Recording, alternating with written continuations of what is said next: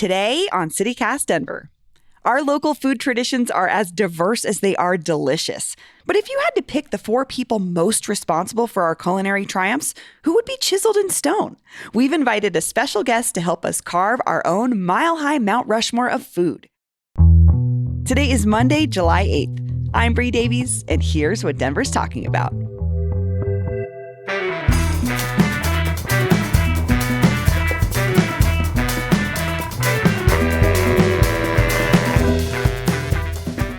Well, producer Paul Caroli, hello. Hey, good morning, Bree. Good morning. And we have a returning fave, Westward food editor Molly Martin. Hi. Hello. Good morning. Good morning. So, Molly, we brought you here as an expert to build something with us. But, Paul, you're going to explain, what are we building today?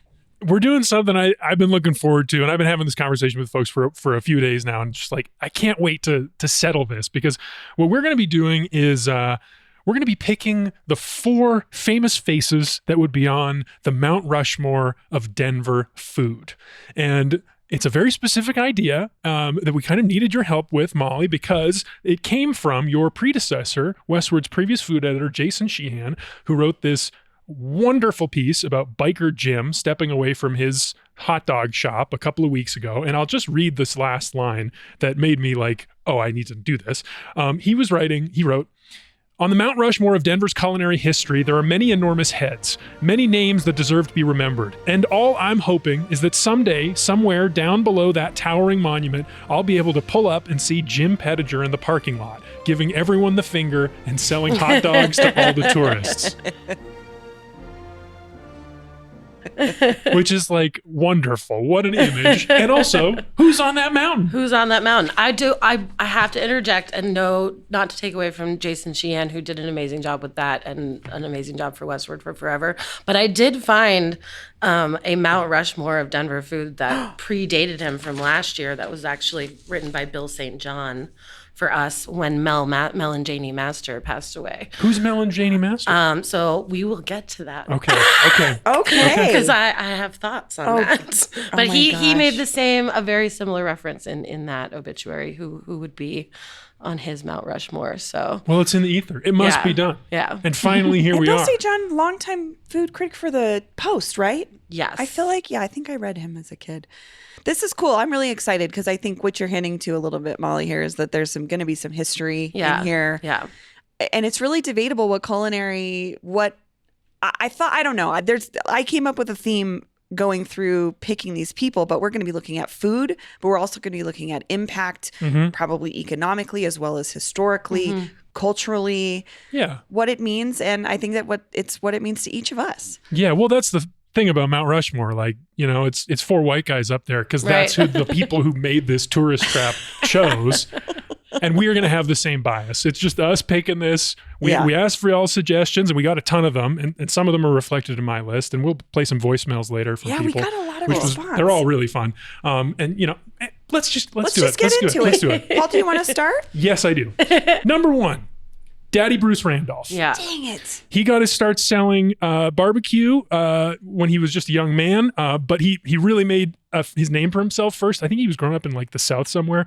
Arkansas. But during Prohibition, when he was selling Coke bottles full of whiskey, that's how he first got into the food business. But then the best part about the Daddy Bruce Randolph story is that he opened 2 restaurants that failed and got 2 divorces, and then only made it to Denver because he wanted to live with his son, who lived here in his 60s. It's like a crazy his legacy.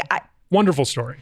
He was on my list as well. But Let's go ahead. talk about Well, first of all, I think for folks that don't know, he was known as one of the godfathers of barbecue here in Denver. He had Daddy Bruce's Barbecue in the Cole neighborhood. Many folks know him and maybe don't know who he is from the street, right? Bruce Randolph, 34th Avenue, where his street was at where his restaurant was at 34th and Gilpin. And there was a story from History Colorado that I really loved about him. They said Randolph's reputation in the community grew to the point where he later became the official caterer of the Denver Broncos football team.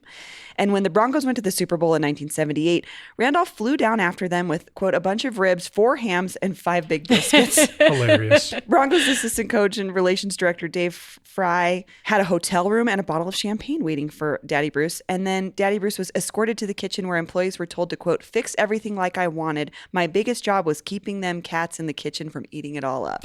Amazing. And I just thought he just endeared himself to so many people through food, which is my list was themed around the culture of food and how it impacted the community. And I think his biggest legacy, obviously, is the feed a family. The Thanksgiving Day. Every food giveaway. Thanksgiving, thousands of families get full turkey dinners.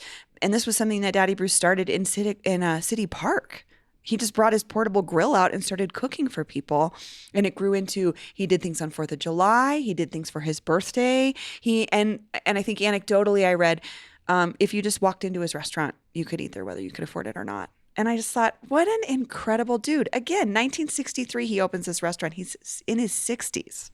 He passed in 1994, and that Thanksgiving Day tradition has continued on in his legacy. It does seem like it's been on hard times, though, lately, which is a shame. It is a shame, I think, because also we're thinking about something that was so human, powered by one person. And now the Epworth Foundation runs it, and they're still operating it, but they need donations and they need help every year. So it's something, I think we can put a link in the show notes if people are interested to continue that legacy. But the coolest part to me was like, this was this guy's like second act in life, right? Was like, he came to Denver. 2 divorces, 2 failed restaurants in Texas and Tucson, and then he finds it here in Denver. I actually read that he started catering for the Broncos before he even opened his restaurant. Yeah. He started going down to practices and just feeding them. Was like his way of doing it was just get people his food first and then sort of the business came later. Which is so interesting. So interesting. Yeah. I also just want to say too, he has a school named after him, Bruce Randolph School. And again, we have this like transplant versus native argument all the time. Like, what a perfect example of someone moving to the community and then creating something so profound that he has streets and schools named after him. Huge deal. That's a great segue to my next one. Okay. Someone who moved to the community, but doesn't have streets and schools named after him yet. He may still. He does have the kind of stature that someone may do that. And this might be a surprise. But John Hickenlooper, I think, deserves a spot on the Mount Rushmore of Denver food for his contribution to the craft beer industry. He was one of a group of 4 men in the early 80s who opened the first brew pub, what they called it. I think they still call it Wincoop, a brew pub, which is weird because we don't really use that word here now. I would say like microbrewery or tap room. But yeah, they totally turned around Lodo. They kickstarted the craft beer boom. Craft beer boom. And also there's just another moment in Denver food and drink history that I think he, deserves mentioning here, when he drank fracking fluid to prove that it was safe. Oh, goodness. I just think that's funny. Good Lord. It's a funny thing he did. So John Hickenlooper's my second one. Yeah. I also love about him that he's such a supporter of so many other small businesses still. I remember in the beginning of the pandemic, I had to do a story for Thrillist where they wanted to speak to Denver celebrities about what they missed. And Hickenlooper was very quick to talk about all the businesses he loved on Colfax in particular. And it really endeared me to him, like having that conversation and just hearing his passion for that part of town and everybody working so hard to kind of keep that part of town independent and cool. And it just shows like how much he knows the city from running it, but also being a business owner. And Wincoop is still down there, and it's across from Union Station, which didn't get a revitalization till like 20 or 30 years after Wincoop opened. So he was betting big. Betting big, paid off. Sitting senator, former governor, former mayor. Huge impact. All right, number 3. I might not be the right person to talk about this, but our friend of the show, our politics and green chili correspondent, Justine Sandoval, brought up her name on our show Friday when we were talking about doing this. And I think she deserves a spot. Stella Cordova. She's on mine. She's on yours. Do you want to take this one, Molly? Tell us about Stella. Okay. I have some notes on her. So obviously she is the matriarch of Chubby's. So she was born actually in Colorado in Walsenburg in 1909. And she was 59 years old when she was a mother. She was raising her kids. She was 59 years old when she walked by a cook wanted sign at the Chubby Burger Drive-In. She got the job. She started the next day. She earned 85 cents an hour. And within 2 years, she bought the place. She kept the name, but she added her green chili, which has just become, I feel like, a foundational part 100%. Of Denver cuisine, of food culture. And I don't really know how you talk about Denver food without talking about her. It's singular. Green chili in Denver, it's singular. I thought about this too. Again, a mother of 12. Yeah. So again, second acts in life, takes a job and then turns it into this empire. Yeah. And there's a great piece by Adam Caton Holland from Westward from I don't know, a decade and a half ago, explaining sort of the drama behind the family, expanding it, but all through it, she was always there. That's what I loved about the stories about her, is like, she's at the cash register till 3 a.m. Yeah. And again, another one of these people, much like Daddy Bruce, who fed you whether you could afford it or not. That was another story I heard about her. Also, the glamour shot of her in the Denver Post from her obituary is incredible. Amazing. I was like, man, I can see why everybody that knew her called her grandma. Yeah. Because she looked amazing. We have to note, I think, that she worked at that restaurant until she turned 100 years old and passed away that year. It's incredible. But your point too, Molly, though, about this, you can't talk about Denver food without talking about green chili. She's one of the people that proliferated it, right? It went from, this was a burger and hot dog joint, and she not only added like tacos and tostadas, but smothered burritos and then, green chili fries, all these things. And it made it a taste that people know. Yeah. And I think it's what makes it as competitive as it is today with New Mexico, and this constant fight we're having is because of Stella Cordova. And the fusion element too is something that's really a special part of Denver's cuisine, is this like Mexican, this very unique type of Mexican food, but also this like very traditional, like fast food American stuff. Yeah. I love her story. And I also thought a lot about with these picks, like the family tree that comes off of these places. Totally. And with her, I mean, there's a lot of infighting, right, about who has the real green chili, who was authorized to open places. But the fact remains that there are so many Mexican restaurants in Denver today that can trace their roots back to her. Totally. And that kind of family tree and the fighting, that speaks to having something worth fighting over. Right. Oh, yeah. You know, like no one's fighting over who created Jolly Ranchers. It was that old couple in Golden at the ice cream shop. They did it. They can have it. Yeah. And an alternate green chili, I think, in the same vein, who was not on my list, but just like a shout out, is Carmen Morales of Santiago's. Totally. Also kind of built. I was really thinking cool about company. her as well. Yeah. Not so much a Denver thing, but more in northern Colorado is where it started. But there's worth like a shout out. There's so many of them. She's them. also, I think, a really impressive figure in that whole scene. So The philanthropy as well. Yep. Paul, what's your last one? All right, my last one, I'm ready to fight over, but he deserves the spot I know it. for sure. Okay. This is the biggest food brand to come out of already, Denver ever. Steve Ells. I knew it. In 1993, he was a young culinary school graduate. He did a stint at Jeremiah Tower's iconic fine dining restaurant Stars, which is in the heart of the Mission District in San Francisco.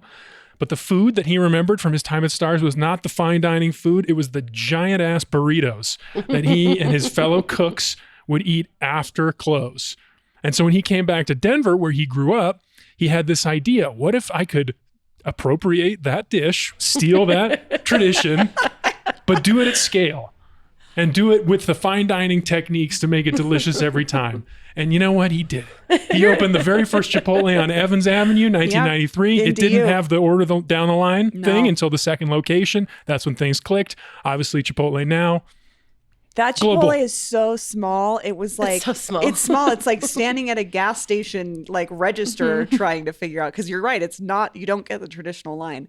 This is interesting, Paul, because you're making me realize after talking about Stella Cordova that he introduced a type of Mexican food that's not ours. The Denver style, Mission style burrito. It's not, but I mean, if he had included green chili and had proliferated that across the country, I would be here for this. It's true. I'm kind of with Molly on this.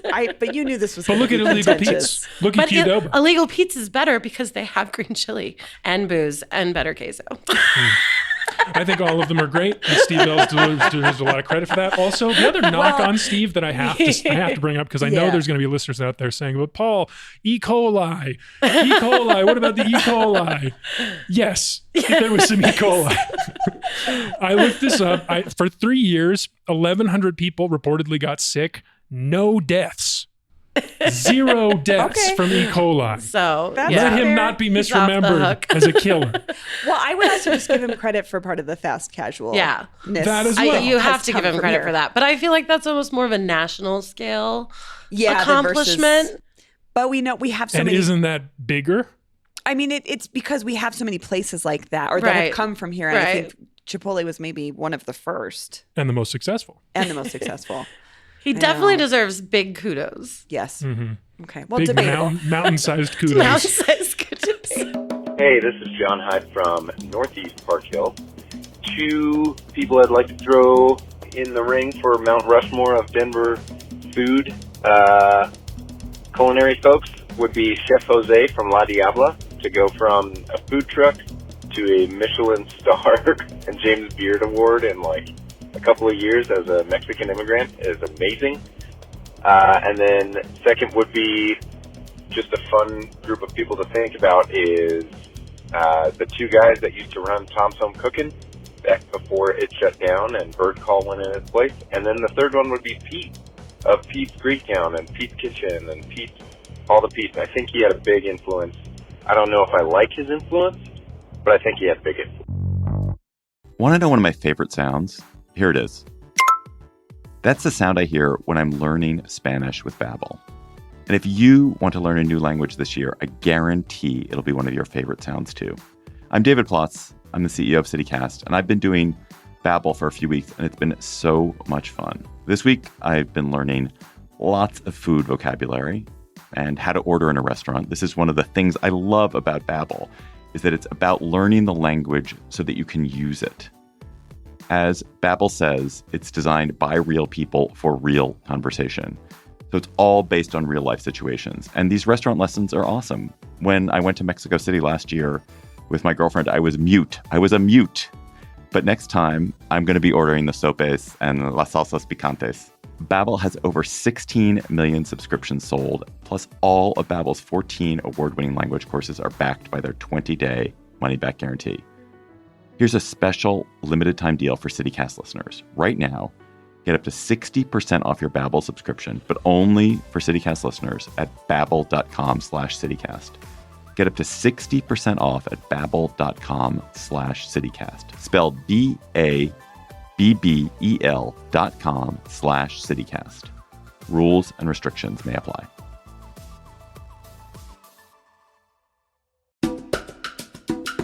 This episode is brought to you by Fox Restaurant Concepts. Because Blanco Cocina and Cantina is serving up Sonoran-style Mexican food, margaritas, and good times daily at 9th and Colorado. But Blanco is more than your typical Mexican restaurant. It's an escape from the ordinary, a happy hour hangout, a place to sit back, recharge, and party. Blanco opens at 11 a.m. every day, but the happy hour is where it's at. Hit up Blanco between 2 and 5 p.m. Monday through Friday and all day Tuesday for killer deals, including their all-new summer special. That's a whole pitcher of classic margaritas and a plate of nachos con queso blanco for just $25. You can dine in or take out for lunch, dinner, and weekend brunch. I mean, I'm all about the ambiance in this place. It does look like a vacation. View the menu, make reservations, and order online at BlancoCocinaCantina.com. That's BlancoCocinaCantina.com.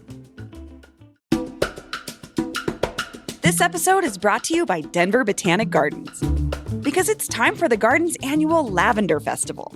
Coming up on the weekend of July 20th, from 9 a.m. to 4 p.m. Saturday and Sunday, you can immerse yourself in more than 2,000 lavender plants at Chatfield Farms Lavender Garden. It's a family-friendly celebration of all things lavender, with live music, local artisans and lavender products, and demos in the blacksmith shop and dye garden. I mean, I bet you could get lavender soaps, lavender lotions, lavender candles. Fresh lavender candles, you can't beat that. Like a fresh made one. I'm also curious about what they do in the dye garden. That sounds awesome. And if you've never been to the Botanic Gardens at Chatfield Farms, you've got to go. It's right off C470 and Wadsworth Boulevard in Littleton. They'll have plenty of food and drink vendors, as well as barrel train rides, lawn games, and crafts for the kids. Tickets must be purchased in advance at botanicgardens.org. That's botanicgardens.org to purchase your tickets for the Lavender Festival today. All right, Molly, what's on your list? Okay, so I had Stella Cordova. So I kind of thought about, to me, like the main ingredients, if you will, of the Denver food and bar scene. So my second pick was, and it's a duo, and I hope this is allowed because I have a couple few of them. It's It's a little bit of a cheat, but they're husband and wife, and they ran this together. And so how do you give one credit over the other? Yeah. So I've got Pete and Elizabeth Contos. Oh my God, on my list too. Yeah. So she pretty much ran the back of the house. He ran the front of the house. Greek immigrants. And I think their most famed places are definitely Pete's Kitchen and the Satire Lounge, but they also had an entire empire that their family is still running today that are just icons in the scene. And you talk bars, you talk diners, you talk Greek, you talk... So many staples came from the Contos sort of empire. I agree with you. He was also on my list. I didn't bring up his wife. That's really helpful to know. I mean, they ran it together, and he couldn't have done it without her. So you gotta... Man, they've really revisionist historied her a little bit. Because I did not come across her name, and that bums me out. No, and the family knows. I mean, you drive by the big mural that they put up. It's both of them. I mean, everything's... That's true. Yeah. But I love your point that it's like the diner, the quintessential diner, one of the few that still exists in the city proper is Pete's, right? Still 24 hours on weekends. 24 hours on weekends. It's a must visit. If someone's visiting the city, you say, go Pete's. Absolutely. Go to Pete's. Hang out on Colfax, go to Pete's. Yep. Satire Lounge, same thing. Yep. Quintessential dive bar on Colfax, just perfect in every way. Shout out to his grandson, Alex, who has kept it going and gave it a little revamp a couple of years ago, but really smartly. And that backyard in between the two is such a cool place to hang out. Didn't alienate the core audience, but also brought, I think, a lot of new folks to the satire.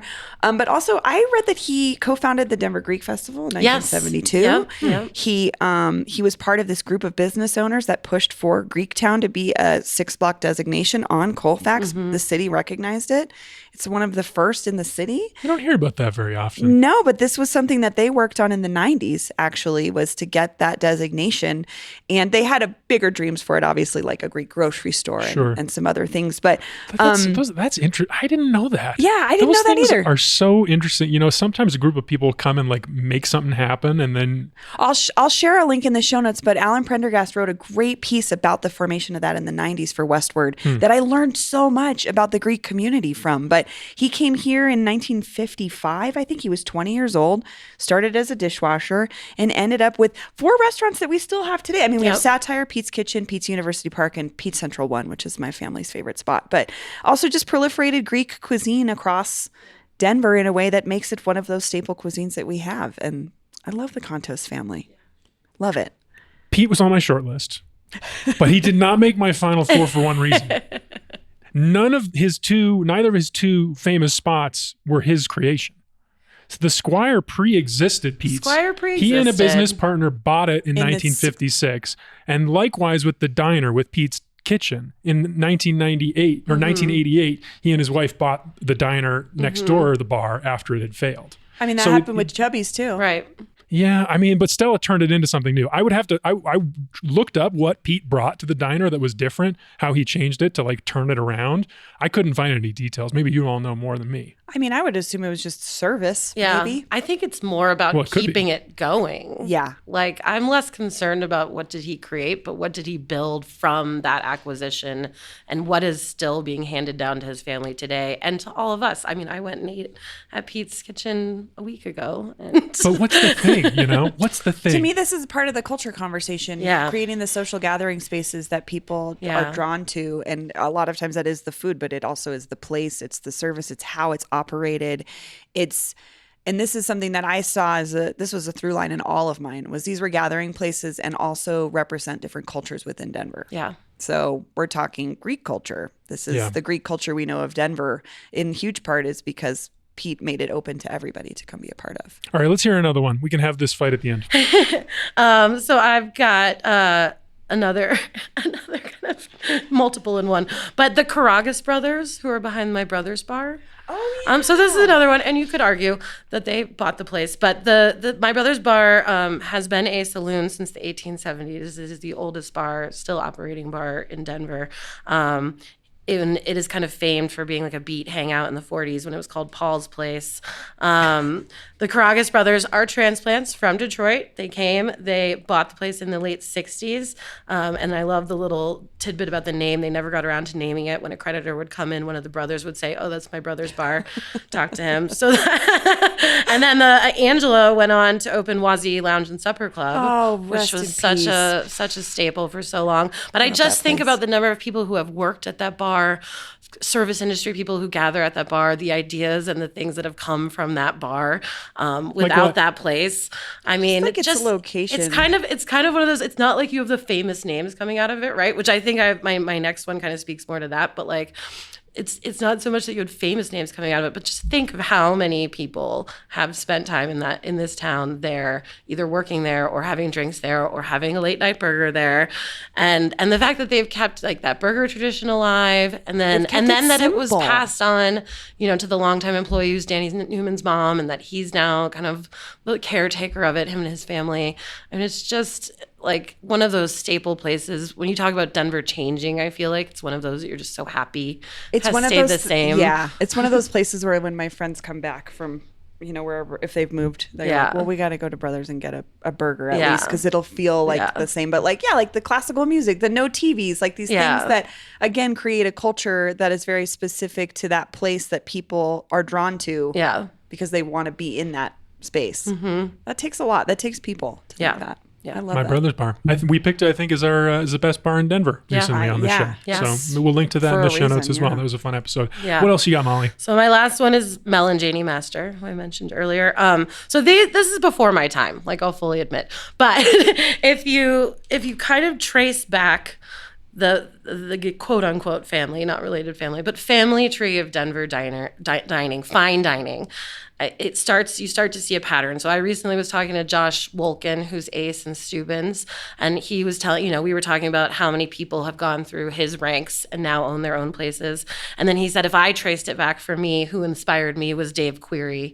I think if you trace it back another kind of generational beyond that, you land on this kind of list that other people gave us a few of, I know, in suggestions. But I think Mel and Janie stand out for a few reasons. So they were Starfish, Top Hat. They were partners at Dudley's in the 80s. And they also created a restaurant in New York City, Jams, with Jonathan Waxman, who's a very famous chef nationally. So they kind of brought this, it was like a passion for wine that I feel like Denver didn't really have before, this connection to the New York City fine dining world. And so many people have gone through it. They also partnered with Blair Taylor on the opening of Barolo Grill, which is obviously still going. So you've got Ryan Fletter, who came through there and now owns Barolo, Tyler Ward, who was the culinary director for all the Elway's restaurants and was on Top Chef, Goose, who had Solera on Colfax for forever. I mean, the list kind of goes on and on and on. And when they passed away last year, Bill St. John wrote a lovely remembrance of them, with so many people contributing to that and talking about what they brought to the scene. And so I think just honoring that era of fine dining that kind of led to The chance getting past these stereotypes about a place like Denver, say, I don't know, 30, 40 years ago, not being a place known for fine dining, not being it's like, I feel like the Cowtown thing comes up. It's like we were steakhouses and diners or whatever. And it takes people like that to introduce something that might seem kind of weird at first, like, oh, this big New York City thing. But then the realization that this is what people really want. Yeah. They want to try new stuff. Yeah. I'm glad that this was on our list, because I have to say, I didn't know anything about the fine dining, but that's a big part of who we are. Well, and it's grown to be such a vibrant part of the scene and what's kind of made things exciting in recent years. And you don't have that without a foundation was built by people like them. So totally. That's impact for sure. Yeah. That's a competitive pick. I only have one left on my list that you guys didn't mention. Hit us with it. So I also cheated, and it's 3 people. Great. Lee Goodfriend, David Racine, and Dixon Staples. Yeah. These are the 3 folks. They sort of perfected, revolutionized, and built an empire from the Fern Bar scene of the late 70s. So for folks that don't know what a Fern Bar is, it's sort of it's an upscale singles bar that became what we know today as like chain restaurants like TGI Fridays, which actually was a real Fern Bar, like before it was franchised, it was like one place, but an Applebee's, Bennigan's, Houlihan's, Ruby Tuesdays, these places with like Tiffany lamps, big brass fixtures, booths, and ferns, like plants. And there was one here in Denver, and I've heard about this place from so many of like my queer elders in the Denver community, which was called Zach's. It was a piano bar on Humboldt and Colfax. And this is where Lee Goodfriend and David Racine met. They were a server and a bartender. And they were, I think, Patty wrote this great piece about it. She interviewed them a couple years Westward ago. editor Patty Calhoun. Yeah, and Lee said we were serving food like straight out of the microwave. And David and I were like, people are coming here, and we could do something cooler. That's like a nice bar with good food. And so from that came Good Friends, and I think that was the late 1975. I think it's the Spice Room now. You may know that building. Good Friends was one of my favorite restaurants. Again, it's almost like an upscale diner, right? Because it has this massive menu, but it has a great bar as well. And Racine's, I think, was their longest running staple or the most impactful in Denver. So they opened Racine's after that, and then they opened Dixon's downtown. And something that I think was really important about this place, at least to me growing up here, was like the vibe was very LGBTQ friendly. So not only did you like go there, I don't know, it was just one of those places where like a lot of the folks that worked there were queer, and it just felt like a really safe and cool hangout for anyone. But it was also this like kind of cross between, it wasn't a diner, but it wasn't super fancy. So if you had a business meeting, you would have it there. If you were having lunch with a friend from out of town, you would go there. If you were having hangover brunch with your friends, you would go there. And they just created this atmosphere that I think a lot of restaurants just are missing the mark on these days. We don't have a good example of what Racine's really captured. This comes up all the time. People are like, where can I go that's like Racine's? Yeah. It's kind of impossible question to answer. It truly is, because it was like they had nice booths. They had, again, the service was so great. The vibe was just awesome. And the food was pretty like varied, and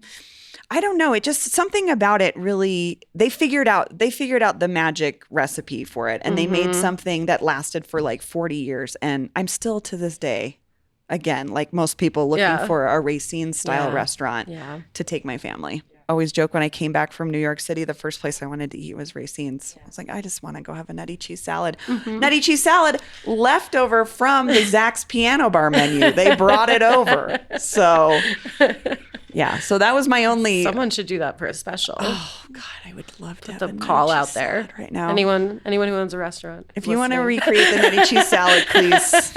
You'll have one customer for sure. Oh, they Regularly. sold shirts that said #nutty cheese on the back. Really? Yes. Oh my gosh, those need to be brought back. I'm too. so sad I didn't buy one when they were around. So Well, is that all of our top fours? yeah, Okay. you guys. Let's hash it out here. Okay. All right. Well, I would just want to say, I had Stella, Pete, and Daddy Bruce. That's what I was going to say. We Yeah. have some overlap, so Yeah. it feels like that's a natural place to start. Yeah. Daddy Bruce, Yeah. Stella. We all three of us agreed on. Yeah. So that's. Stella's in. I think. And both- I had Daddy Bruce on my short list, so Oh, you did. I'm happy. No, I did. You did. Yes. On your short on list. my longer short list. I feel Not the long list. That's how I felt about Pete Contos. He was on my short list, and Yeah. you two both Yeah. put Pete and Elizabeth Contos on your list. Yeah. So I feel good about I'm not that. thrilled about it. He's not my top four, like I said, but Yeah. I'm not upset. I It's love really Pete's Kitchen. it's the fourth slot. That's Yeah, that's going to be a really fight. tough, you guys. I mean, I loved what you said about Mal and Janie Masters. yeah. Yeah. I think that it's either Molly. that to me or Brothers, because Yeah. well, I guess we have a bar We have representation. a bar representation. I think that Mel and Janie would be good too, because we need find those people that help do the do. push into the next era. I think so too. We for need sure. that fine Even dining though representation. Racines will always be in my I heart. mean, they should get an honorary. I think I'm gonna get a nutty cheese salad tattoo. You should. what I'll do. We should. I'll I'll go go with next you. to my lakeside tattoo. Okay, I'm willing to give up my good friends. We're all Racines, being Dixon's way Empire. too nice. I know. I'm trying to like muster some fight here for Steve Ells, but the fact that neither of you have him. No, I know there's going to be listeners out there. Yeah. Well, no. What do you mean no? How can you disagree with the impact and the influence? I think Molly and I stated our case, though. He didn't proliferate our Mexican food. You created you a new even Mexican admitted he food. just appropriated food from. Well, that's what all food is. Yes, but he did it pretty in a town that's already had a burrito style of its own. He created a new one. He didn't create a new one. He took Brought it from California. And he systematized it. I popularized think it. it's an amazing culinary business accomplishment. For sure. This is so disappointing. This is, there's a whole... Fine. I don't need... I was like, we could go Another around, show. Paul, but I'll do my Steve Ells tribute at some point. One in day the- we in the should do future. a illegal Pete's Chipotle taste test. We side by did. side. Oh, you did already? Yeah, but it was a long time We ago. did. We We could should do it again. revisit. Round I mean, two. I mean, it's been a couple years. We've had some fans who have been calling for a Qdoba Qdemption. Qdoba Redemption. We didn't consider them the last time we did the face-off. we do that, then I'm doing the culinary history of the Fern Bar with Lee Goodfriend. I'm interested Do in the it. Fern Bar. I love had that. never heard of that. Oh, it's I didn't know that was a... Oh, if I was a place, it would be a fern bar. Yeah. All right. Anyone else you want to shout out? Who Shout out. should I mean, be in, I to started wrap thinking up a name or two. Well, then a lot of people I did discuss this with were like, do they all have to be dead? Which all of mine I know, did end I up thought being. about that But too. I was like, if we were going to do a modern day one, like if we were Yeah. talking current era, if we were doing this in 20 years, who would I talk about? So I had like a playful list for that, but just because I started taking so many notes. But it would be like Dave Query, Big Red F, Bobby Stuckey, Frasca, and like current Kelly and Erica Whitaker, who just are coming off like huge The Michelin, years. yeah, people bringing Michelin stars to this state. People I thought about were Toshi and Yasu from Sushi Den. Yeah. Sam Arnold, Holly Arnold, Kinney the Fort. Sam Armada's Sam's number 3. So many people, honestly. That awesome gentleman behind Domo. Yeah. Talk about Gakuhama. Yeah. Gakuhama, just transportative experience. A guy that created a garden out of an industrial area. Like, I mean, we're lucky to have a whole lot of people Denver's who first have James Beard winner, Jen Jasinski. Jen Jasinski. oh yeah, Jen Jasinski. I was thinking about the family behind New Saigon, or that took it over, yeah. and then their daughters have gone on to do like Bon and yeah. Butter. Yeah. I also thought about the Vin Sung Bakery folks who bake Yep. bread for all types of restaurants, but also have their own coffee shop. There's so many different. I mean, the Tacos Rapidos. I don't know who's behind that, but that. If you want to talk about El Taco de Mexico. yeah, like there's so many. Frank Bonanno. Yeah. Oh yeah, Yeah. I got Frank. I mean, Troy Gard. All the kind of the big restaurateur names. I mean, you could go on and on. Kurt and Pam Sims that Yeah. did Lime, and I mostly just got drunk and hung out at their places. They made awesome bars, but they created the nightlife of Lodo in the late 90s and early 2000s. They were pivotal in that. So But none of them are on our mountain. No. Denver's food Mount Rushmore is, once again, Daddy Bruce Randolph, Stella Cordova, Pete/Elizabeth Contos, and Mel/Janie Masters. Congratulations. good job all around, everyone. Woo. I think we could do this battle forever. Thanks, Molly. Yeah. Thank Thanks, you, Molly. guys. Thanks. Hey, it's Kimberly up in North Glen, but calling in about your Mount Rushmore of culinary greats here in Denver. And I wanted to throw out the Gabby Gourmet. I know she isn't a chef necessarily, but the impact she made early on, I'm kind of an old timer, has been big in the Denver scene, especially early on. And she interviewed a lot of chefs and brought a lot of attention to a bunch of restaurants in the food scene in Denver. Hey, this is Jeff. I'm calling from the Ballpark neighborhood, and I'm calling in regards to the Mount Rushmore of food. And I think, for better or for worse, Steve Ellis, the founder of Chipotle, needs to be on Mount Rushmore. I say this not thinking that Chipotle is the greatest Mexican food out there, far from it, but he ushered in the fast casual mission-style burrito theme that is going strong to this day. And I've been to Chipotle's all across this country. I've been to a Chipotle in London. They're everywhere. So yeah, like I said, for better or for worse, he has left an indelible mark on the culinary scene here, and it's has its tentacles far from Colorado as well. So love the show. Keep up the good work. Thanks.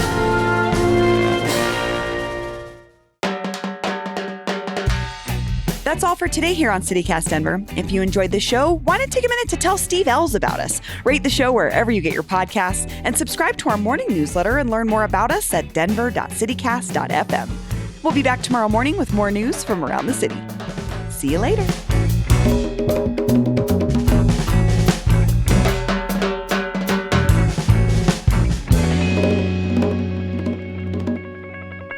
I recently got a little armadillo on my arm, but now everybody asks me if I'm from Texas. So I'm like, was that a mistake?